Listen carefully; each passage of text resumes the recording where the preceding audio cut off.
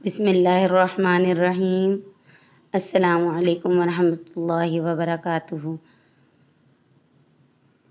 آج جو میں آپ کے لیے لے کے آئی ہوں وہ پورے نورانی قاعدہ یا اقرا قاعدہ، اس کا پورے کمپلیٹ قاعدے کا خلاصہ ہے یہ کہ وقف کی حالت میں کیا اعراب ہوتے ہیں، اور میں نے آپ کو بتا چکی ہوں کہ ان کو کس طریقے سے پڑھا جاتا ہے، اور وقف کی حالت میں ان کو کن کن کنڈیشنز میں پڑھا جاتا ہے۔ یہ میں نے فارمولاز اپنے لیے اپنی پریکٹس کے لیے بنائے ہیں، یہ میں آپ کے ساتھ شیئر کر رہی ہوں۔ اگر حرف کے آخر میں مدرجہ ذیل اعراب آ جائیں تو انہیں وقف کی حالت میں کس طرح پڑھتے ہیں؟ اگر لفظ کے آخری حرف پر ہو مدرجہ ذیل، اگر لفظ کے آخری حرف پر مدرجہ ذیل جتنے بھی اعراب ہوتے ہیں، دیکھیں میں نے آپ کو بتایا تھا سب سے پہلے حرکات آتی ہیں۔ حرکات میں کون کون سی؟ 3 آتی ہیں حرکات میں، 1 2 3، زبر زیر پیش، ٹھیک ہے؟ زبر زیر پیش حرکات کو ہم وقف کی حالت میں جب بھی وقف کریں گے، سانس ٹوٹ جائے یا آیت آ گئی ہے جو میں نے آپ کو وقف کی علامات بتائی تھی، ان علامات میں سے کسی پہ وقف کر رہے ہیں، یا پھر ہمارا سانس ٹوٹ گیا ہے، یا پھر جیسے اگر کوئی جو ہے ٹیچر پڑھا رہا ہے کسی دوسرے اسٹوڈنٹ کو، تو تب بھی اس کو ٹوکنے کے لیے یعنی ٹوکا جاتا ہے اس پڑھتے پڑھتے قرآن مجید، وہاں پہ بھی وقف کیا جاتا ہے۔ تو پھر آپ اسی صورت میں کریں گے، یہ جو وقف کی علامات ساکن کر کے 2 زبر کو 1 زبر پڑھ کے۔ اب یہ میں آپ کو بتا رہی ہوں، دیکھیں سب سے پہلے حرکات میں سے زبر زیر پیش ہے۔ زبر زیر پیش میں نے آپ کو بتایا تھا کہ ہمیشہ حرکات کو زبر زیر پیش کو ساکن کر کے پڑھتے ہیں۔ یہ جو آپ کو نظر آ رہا ہے دال کی شکل میں، یہ ہے ساکن کی علامت، ٹھیک ہے؟ یعنی کہ وقف کے آخر میں اگر زبر آئے گا تو اس کو ہم ساکن کر دیتے ہیں، ٹھیک ہے؟ جیسے کہ فار ایگزامپل بالاغ وقفاً بالاغ، زبر کو ہم نے وقف کی حالت میں جزم کے ساتھ تبدیل کر دیا زبر کو، اور وہ یہ ساکن ہے، ساکن کی علامت ہے۔ تو یہ دیکھیں بالاغ، غین زبر غو ہے، با زبر با، لام زبر لا، غین زبر غو، بالاغ وقفاً، با زبر با، لام زبر لا، بالا، غین ساکن، غین کے اوپر جزم ہے، با زبر با، لام غین زبر لغ، بالغ، ٹھیک ہے نا؟ تو اس کو بھی ساکن کر دیں گے۔ اسی طرح زیر اگر لاسٹ میں آ جاتا ہے وقف حرف کے لفظ کے آخر میں اگر آ جاتا ہے زیر، تو وقف کی حالت میں اس کو بھی ہم ساکن سے بدل دیتے ہیں، جیسے کہ ایبیلی وقفاً ایبل، پیش اگر پیش آ جاتا ہے لفظ کے آخر میں، فار ایگزامپل رسولو جیسے ہے لام پیش لو، رسولو، تو اس کو بھی ہم لام ساکن سے بدل دیں گے، یہ بھی ساکن کی علامت ہے، اس کو ہم کس سے بدل دیں گے؟ لام ساکن سے۔ یہ ہو گئی کیا چیزیں ہیں؟ یہ سب ہیں حرکات۔ یہ دیکھیں یہ ہو گئی حرکات، ہماری 3 حرکات ہیں، ان تینوں کو ہم ساکن سے بدل کر پڑھتے ہیں، ساکن سے بدل دیں گے وقف کی حالت میں۔ آگے آ گئی تنوین کتنی طرح کی ہوتی ہیں؟ 1 2 3، 2 زبر 2 زیر اور 2 پیش کو ہم کیا کہتے ہیں؟ تنوین ہے یہ۔ ان کو کس طرح پڑھیں گے ہم وقف کی حالت میں؟ صرف 2 زبر کو ہم 1 زبر سے بدل دیتے ہیں، 2 زبر کو وقف کی حالت میں 1 زبر سے بدل دیتے ہیں، 2 زیر کو ساکن کر کے پڑھتے ہیں، اور 2 پیش کو بھی ساکن کر کے پڑھتے ہیں وقف کی حالت میں، ٹھیک ہے؟ فار ایگزامپل 2 زبر کو آبادن وقفاً آبادہ، 2 زیر کو وقف کی حالت میں ساکن سے کس طرح بدلیں گے؟ آمدن وقفاً آمد، 2 پیش کو کس طرح بدلیں گے وقف کی حالت میں؟ साकिन कर देंगे लास्ट में अगर दो पेश आता है, फॉर एग्जांपल हरजुन वक्फन हरज। अब आगे आ गई हैं ये खड़ी हरकत। खड़ी हरकत तीन तरह की होती हैं, खड़ा ज़बर, खड़ी ज़ेर और उल्टा पेश। खड़ा ज़बर, खड़ी ज़ेर और उल्टा पेश। इनको खड़ी हरकत को हम वक्फ की हालत में किस तरीके से पढ़ते हैं? खड़ा ज़बर को वक्फ की हालत में हम एक अलिफ की मिकदार खींच कर पढ़ते हैं। खड़ा ज़बर को एक अलिफ की मिकदार खींच कर पढ़ते हैं। खड़ी ज़ेर को भी साकिन करके पढ़ते हैं और उल्टा पेश को भी हम साकिन करके पढ़ते हैं।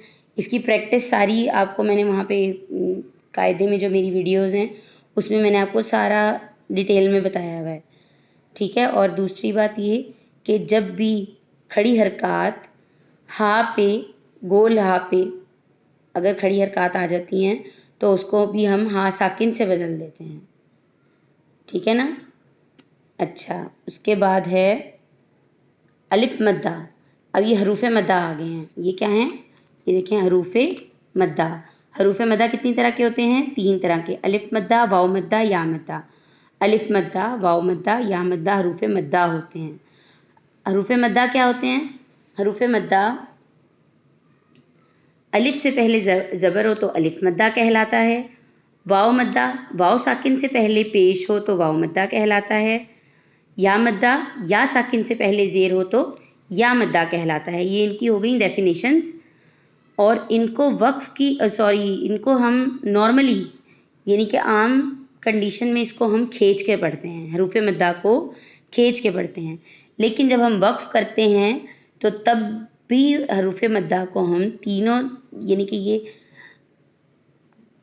इनको तीनों को हम खींच के ही पढ़ेंगे, एक अलिफ की मिकदार खींच कर ही पढ़ेंगे। लेकिन मैंने इनको आप लोगों की आसानी के लिए मैंने इन सबको जो हरूफ लीन है, हरूफ लीन इनको भी खींच कर पढ़ते हैं, इसलिए पाँचों के पाँचों में मैंने लिख दिया कि इन तमाम को हरूफ मद्दा को और हरूफ लीन को वक्फ की हालत में एक अलिफ की मिकदार खींच कर पढ़ते हैं, ठीक है। लेकिन इन दोनों का हरूफ मद्दा और हरूफ लीन में डिफरेंस ये है कि हरूफ मद्दा को एक अलिफ की मिकदार खींच के पढ़ा जाता है, मगर हरूफ लीन जो हैं नॉर्मल कंडीशन में, वक्फ की हालत में नहीं, जब हम वैसे पढ़ रहे होते हैं तो हरूफ लीन जहाँ पे भी आ जाते हैं। हरूफ लीन क्या होते हैं? हरूफ लीन वाव लीन और या लीन दो तरह के होते हैं, वाव लीन और या लीन।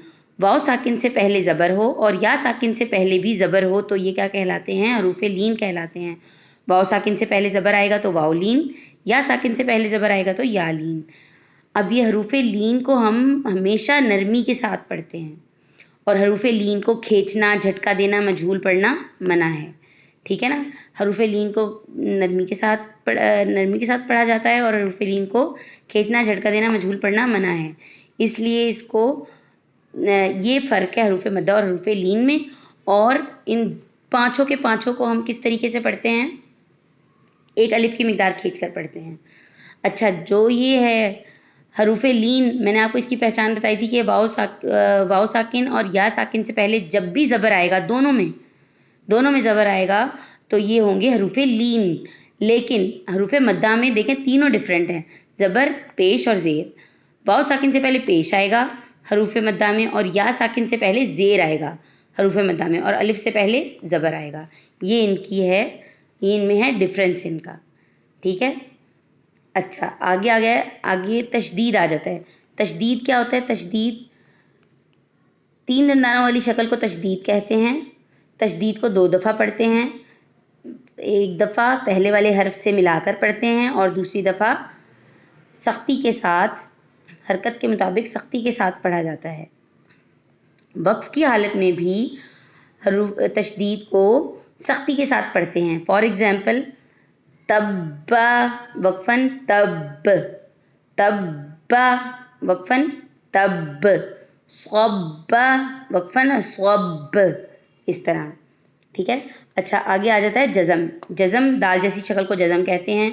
जज़म वाले हर्फ को पहले वाले हर्फ से मिलाकर पढ़ते हैं।